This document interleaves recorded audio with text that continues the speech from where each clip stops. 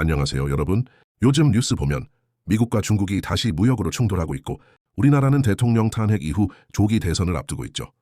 이런 일들이 한꺼번에 벌어지면서 경제가 어디로 향할지 불안감이 커지고 있어요. 오늘은 미국과 중국의 갈등이 왜 다시 시작됐고 그 영향이 왜 한국에까지 이어지는지 정리해볼까요? 첫 번째, 미국과 중국은 왜 싸우는 걸까요? 미국은 중국산 제품에 104%라는 엄청난 관세를 때리기로 했고 중국도 이에 맞서 미국 제품에 보복 관세를 예고했습니다. 이유는 간단합니다.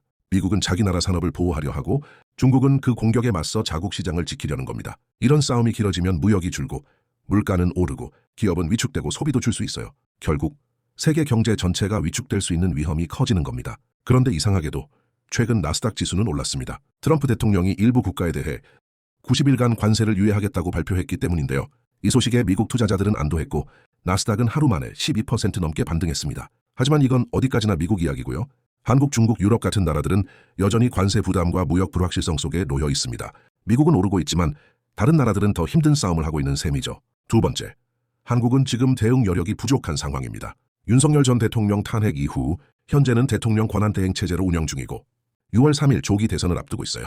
정치권은 선거에 집중하고 있고 경제를 이끌어야 할 중심 역할은 일시적으로 약화된 상태입니다. 이럴 때는 외부에서 문제가 생겨도 빠르고 강력한 대응이 어렵습니다. 경제 컨트롤 타워의 공백이 걱정될 수밖에 없죠. 세 번째, 우리 경제에 실제로 어떤 영향이 있을까? 한국은 수출 중심의 경제 구조를 가지고 있어서 미국과 중국의 갈등에 민감하게 반응할 수밖에 없습니다.